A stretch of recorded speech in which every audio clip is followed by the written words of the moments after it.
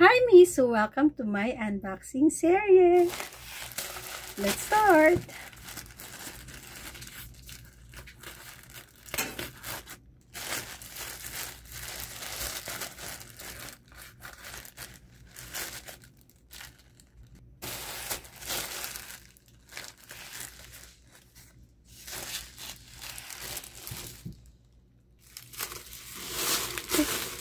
Ano?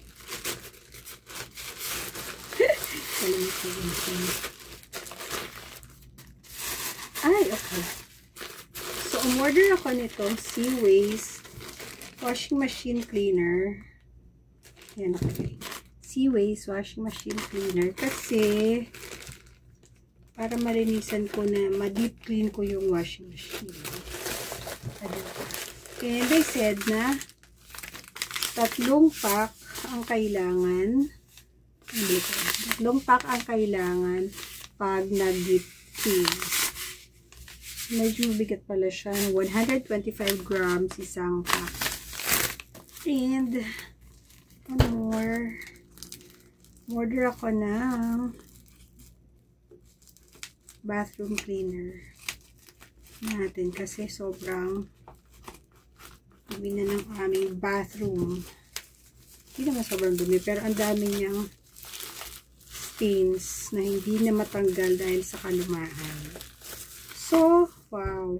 May kasamang spray. And of course, itong ating bathroom cleaner. Ayan, ano daw siya? Antibacterial. Tapos, no damage sa mga glaze and porcelain, whatever. Tapos, 3 plant extracts. O, diba? 3 plant extracts. So, hindi siya natapon in fairness and nakaseal. Muna natin. Uy, mabango siya in fairness. Parang clean scent lang. Hindi siya matapang na kagaya ng mga ibang cleaner. So, let's continue.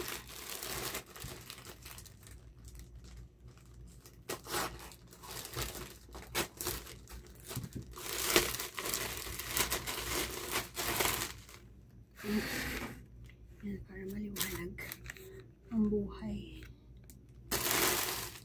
Oh! Ay, dumating na siya. So, order ako ng skirt for Luna. Pero, parang sa akin yata to kasi ang medium size niya ay kasya sa akin. Look! Skirt siya. And, naka-embossed ang kanyang print. Nice. Diba? Ang ganda, look. Ka-embossed siya. Tapos, garter yung likod. And, wala siyang pocket. But, anyways, it's good. Ayan. Short sa likod. Skirt talaga siya. Ayan. Fit natin mamaya. Check tayo. So, yan. Next. Ayan. Order din kami ng LAN cable. Ayan. Hindi ko natatanggalin sa super. LAN cable. Ayan. Para i-directa na yung aming internet mula dun sa yan sa hub niya papunta dun sa laptop. Kasi minsan bumibitaw-bitaw na yung wifi ng laptop. Diba? Pati wifi bumibitaw na mami. And next. Naipon lang itong mga parcel ha, kasi syempre alam nyo na may bagyo. Ay! May dumating na ang raincoat ni Cupcake. Wow! So, binili ko si Cupcake na raincoat kasi ang hirap lumabas. Ayan. Camouflage yung design. Mamaya ipapafit ko to kay Cupcake. Ayan. Meron na din siyang lagayan ng harness, ay ng leash. Eh, na-adjust siya. Ang cute. Fit natin ito mamaya kay Cupcake. Meron na din siyang cover sa tummy. Kasi si Cupcake, alam nyo naman, hindi yan lalabas. I mean, hindi siya mag-business hanggat hindi siya lalabas ng bahay. So, next,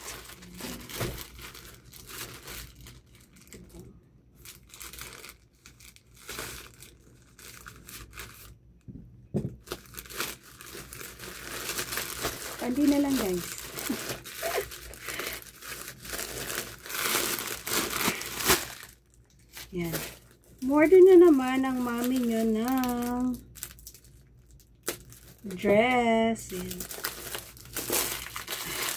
Isang short. Pakita ko lang yung short na to.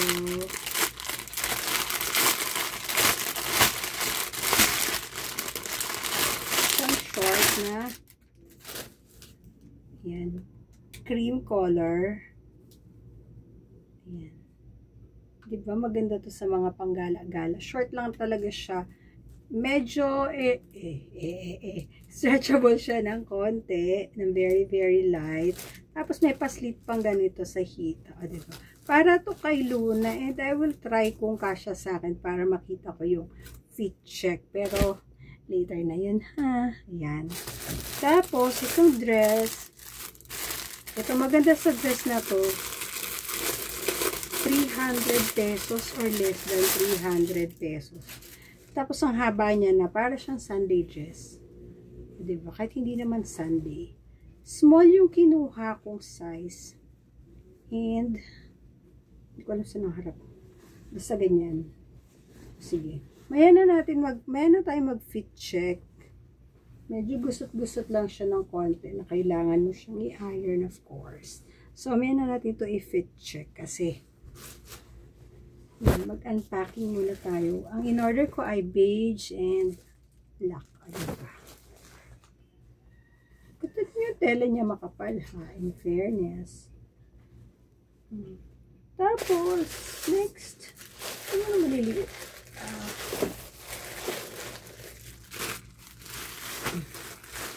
So, binili ko naman next ay